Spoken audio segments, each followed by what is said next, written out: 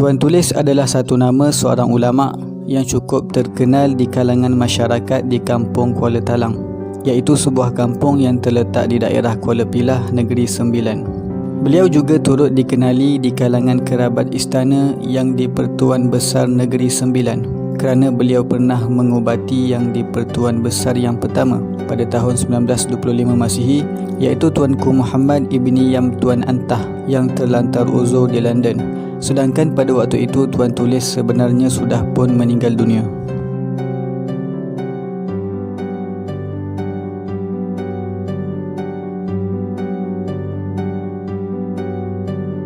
Nama sebenar Tuan Tulis adalah Haji Ismail bin Husin. Beliau dilahirkan di kampung Kuala Talang, Negeri Sembilan. Tarikh kelahirannya tidak dapat dipastikan. Namun ada yang mengatakan bahawa beliau dilahirkan pada sekitar tahun 1840 Masihi. Tuan Tulis dilahirkan di dalam sebuah keluarga yang miskin. Namun hal itu tidak menjadi halangan bagi beliau untuk menjadi seorang pemuda yang tekun dalam mendalami ilmu agama.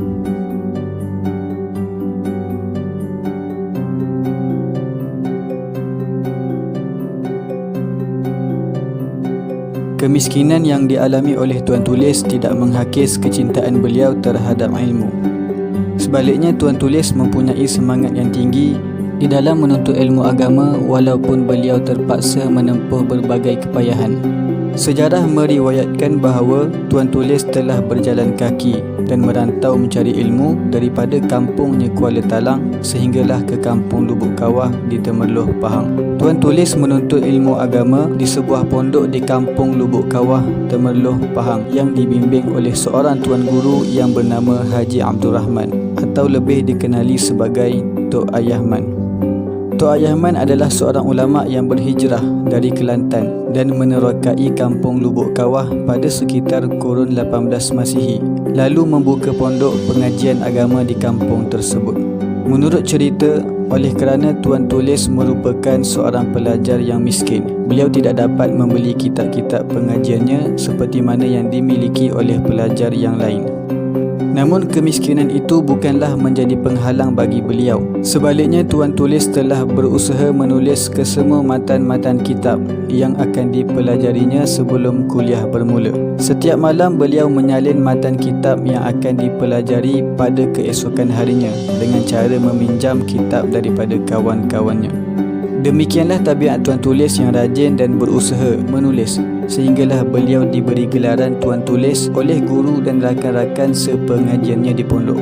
Tuan Tulis menyalin dan menulis secara istiqamah daripada waktu belajarnya sehinggalah beliau berjaya mengkhatamkan kitab-kitab yang dipelajarinya itu. Antara kitab yang masih disimpan sehingga sekarang ialah Tafsir Jalalain Jilid 1 dan Al-Quran 30 juzuk.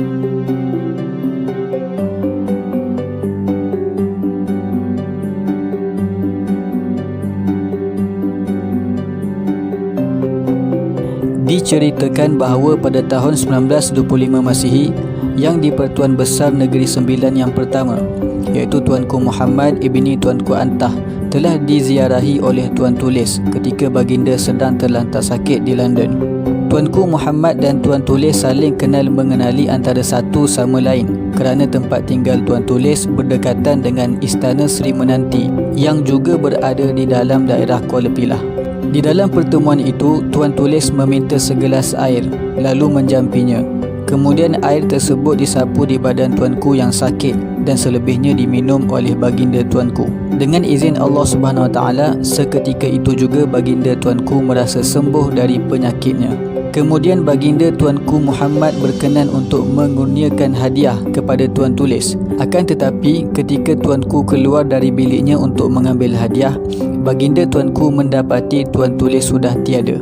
Dalam keheranan itulah Tuanku Muhammad menyedari bahawa hakikatnya Tuan Tulis sebenarnya sudah pun meninggal dunia lebih 3 tahun yang lalu. Pada masa itu juga baginda tuanku berniat untuk menziarahi makam Tuan Tulis sekembalinya ke tanah air. Beberapa tahun kemudian baginda menunaikan hasratnya dan menitahkan supaya dibina bangunan di makam Tuan Tulis dan ianya masih wujud sehingga sekarang.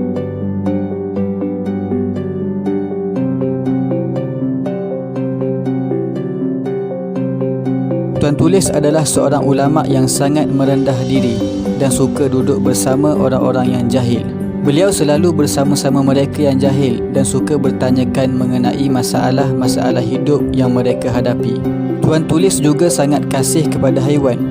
Diceritakan beliau pernah membeli ratusan ekor burung yang terperangkap di dalam sangkar, lalu melepaskan ke semua burung tersebut. Tuan Tulis sendiri memelihara ratusan ekor burung merpati yang dibela secara lepas dan bebas. Sekitar tahun 1922 Masihi, Tuan Tulis bersama-sama penduduk kampungnya bergotong royong untuk membina sebuah masjid. Kemudian di masjid itulah Tuan Tulis berdakwah dan membimbing orang ramai dengan majlis ilmu dan amal ibadah. Dikatakan Tuan Tulis kebiasaannya bertongkat, berkain pelikat atau berseluar jerut dengan berbaju Melayu atau baju yang labuh dan sentiasa berkopiah.